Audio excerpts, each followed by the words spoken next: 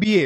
বাংলাদেশের প্রেক্ষাপটে আমাদের মেয়েদের স্বপ্ন হচ্ছে আমি বিয়ে করব, বরের সাথে বসবো পাশে, আমার গায়ে একটা সুন্দর বেনারসি শাড়ি থাকবে, আমাকে দেখতে সুন্দর লাগতে হবে। সুন্দরের সংজ্ঞা কি? আমার পেট দেখা যাবে, পিঠ দেখা যাবে, স্কিন তো দেখা যাবেই, হাত পা তো অবভিয়াসলি দেখা যাবে, এবং চুল তো দেখা যাবেই। একটা স্টেজে সবার সামনে পুতুলের মতো বসে থাকে, আর তার পাশে একটা গাধা আর একটা গরু বসে থাকে। নন মাহারামরা দেখে, সাথে মাহারামরাও দেখে। আর পাশে যে গাধাটা বসে আছে, যে গরুটা বসে আছে, ওই গরুর ফ্রেন্ড, এলাকার ছোট ভাই, এলাকার বড় ভাই, তারাও দেখতেছে এই মেয়েটাকে। তো এই মেয়েটার তো কোনো হেলদোল নাই, পর্দার তো কোনো জ্ঞান নেই। আর পাশে যে গাধাটা বসে আছে, ওটা তো প্রাউড ফিল করতেছে, মনে মনে হাসতেছে, মানে প্রাউড ফিল করতেছে, ও একটা জিতছি, মানে বিয়ে করছি, ও দেখ দোস্ত কত সুন্দর তোর ভাবি, আরে দেখ না দোস্ত, আরে কি, মানে বউরে সবার সামনে দেখায় সে খুব প্রাউড ফিল করতেছে। আরে গাধা, কেন গাধা বলতেছে এটা পরে বলতেছি। আসলে যখন তোমার বউকে দেখে বলতেছে মামা তুই জিতছস, তার মানে সে তোমার বউয়ের চুল থেকে পায়ের নখ পর্যন্ত সে ভালোভাবে অবজার্ভ করছে। তুমি কল্পনা করো, তোমার বউকে তুমি সুন্দরভাবে প্যাকেট করে বোরকা পরে তুমি বিয়ের সেরে নিয়ে আসছো, তাহলে কি তোমার কোনো ফ্রেন্ড বলবে যে মামা সেই একটা বিয়ে করছস? কারণ সে তো দেখতে পাচ্ছে না। এখন তুমি কল্পনা করো তোমার বউকে তুমি সেটা আনোই নাই,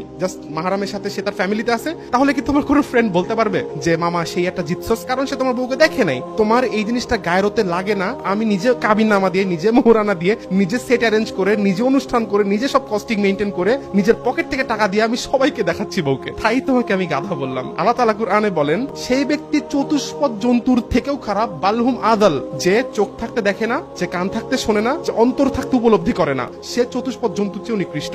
যে তার ওয়াইফের দায়িত্ব পালন করতে অপারক, দায়িত্ব বলতে কি শুধু ভাত খাওয়ানো না, শুধু নিয়ে হানিমুনে যাওয়া না, শুধু নিয়ে ট্রিপে যাওয়া না, শুধু তাকে খাওয়ানো না। দায়িত্ববোধ কাকে বলে? তোমার বউকে তুমি পর্দার আড়ালে রাখবা, তোমার বউকে তুমি ঢেকে রাখবা, তোমার বউকে তুমি সবার চোখ থেকে আড়ালে রাখবা। This is the main responsibility of A husband. তাকে বলা হয় দায়ুস, যে তার বউয়ের পর্দা মেইনটেইন করতে অপারক, যে তার বউয়ের হায়া মেইনটেইন করতে অপারক, সে ব্যক্তি হচ্ছে দায়ুস। আর দায়ুস কখনো জান্নাতে যাবে না, লা ইয়াদখুলুল জান্নাহ। তাহলে তুমি জাহান্নামীও হচ্ছ, এট দ্য সেম টাইম তুমি হচ্ছে গরু ছাগল, কুকুর বিড়াল। That's it. Keep supporting. This is me Rifat Ratul. আসসালামু আলাইকুম ওয়া রাহমাতুল্লাহি।